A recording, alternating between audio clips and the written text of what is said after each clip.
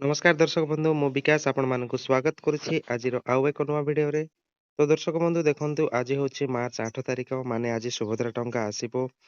एही टंका मुख्यमंत्री डायरेक्ट डीबीटी माध्यम रे समस्त हिताधिकारी मानकु अकाउंट को ट्रांसफर करिवे। एही टंका पुरी जिल्लार तालबणिया ठारू प्रदान करिवे।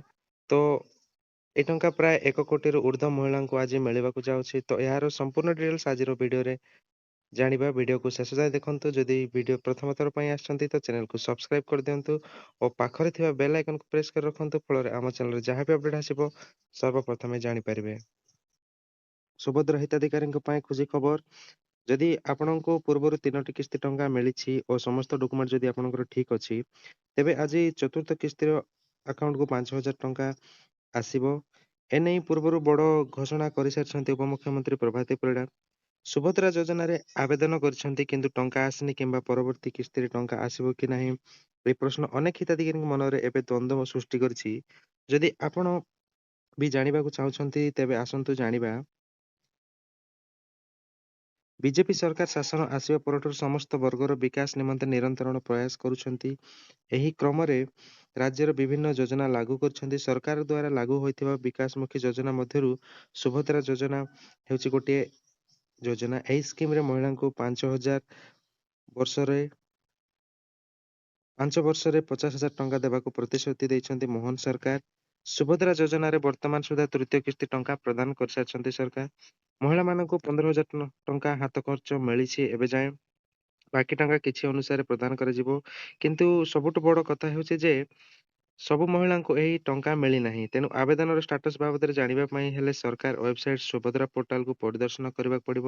ସେଠାରେ ଯାଇ ଆପଣମାନଙ୍କର ଆବେଦନ ସ୍ଥିତି ମଧ୍ୟ ଆପଣମାନେ ଚେକ୍ କରିପାରିବେ।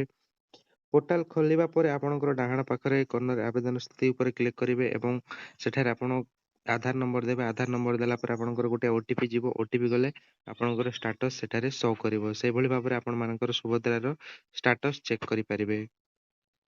ତ ଦେଖନ୍ତୁ ଯେ ଆପଣ ଯେତେବେଳେ ଷ୍ଟାଟସ ଚେକ୍ କରିବେ ସେଠାରେ ଯଦି ଆପଣଙ୍କର ଇକେୱାଇସି ପେଣ୍ଡିଂ ଦେଖାଉଛି ତେବେ ଆପଣ ତୁରନ୍ତ ଇକେୱାଇସି କରାଇ ନିଅନ୍ତୁ। ଷ୍ଟାଟସ ଅଣ୍ଡର ପ୍ରୋସେସ ଲେଖା ଥିଲେ ସେମାନଙ୍କର ଆବେଦନ ସରକାର ବିଚାରାଧୀନ ଅଛି ବୋଲି ଜାଣିବେ। ଯଦି ଆପଣଙ୍କ ସେଠାରେ ଅଣ୍ଡର ପ୍ରୋସେସ ଥିବ, ଯଦି ଆବେଦନ ନ କରିଥିବେ ଏବଂ ରିଜେକ୍ଟ ହୋଇଥିବ ତେବେ ଆପଣ ରିଜେକ୍ଟ ବୋଲି ଲେଖାଯିବ ସେଠାରେ। ତ ଏଇଭଳି ଭାବରେ ଆପଣମାନଙ୍କର ଷ୍ଟାଟସ ଚେକ୍ କରିପାରିବେ। ଏଠି ଦେଖନ୍ତୁ ଆବେଦନ ସ୍ଥିତି ଅଛି। ସେଟା ଯେ ଆପଣ ଆପଣଙ୍କର ଆଧାର ନମ୍ବର ଦେବେ, ତାପରେ ଆପଣଙ୍କର ଆଧାର ଲିଙ୍କ ଥିବା ମୋବାଇଲ ନମ୍ବର ଓଟିପି ଯିବ। ଓଟିପି ଗଲା ପରେ ଓଟିପି ଦେଲା ପରେ ଆପଣଙ୍କର ଷ୍ଟାଟସ ଚେକ୍ କରିପାରିବେ। ତ ଫାଇନାଲି ଆଜି ଆପଣମାନଙ୍କୁ ସୁଭଦ୍ରା ଯୋଜନା ଟଙ୍କା ମିଳିବାକୁ ଯାଉଛି। ଆଉ କିଛି ସମୟ ପରେ ଆପଣମାନଙ୍କର ଆକାଉଣ୍ଟକୁ ଡାଇରେକ୍ଟ ଡିବିଟି ମାଧ୍ୟମରେ ଟଙ୍କା ଆସିବ। ଏହି ଟଙ୍କା ସରକାର ପୁରୀ ଜିଲ୍ଲାର ତାଳବଣିଆ ଠାରୁ ଡାଇରେକ୍ଟ ଡିବିଟି ମାଧ୍ୟମରେ ପ୍ରଦାନ କରିବେ।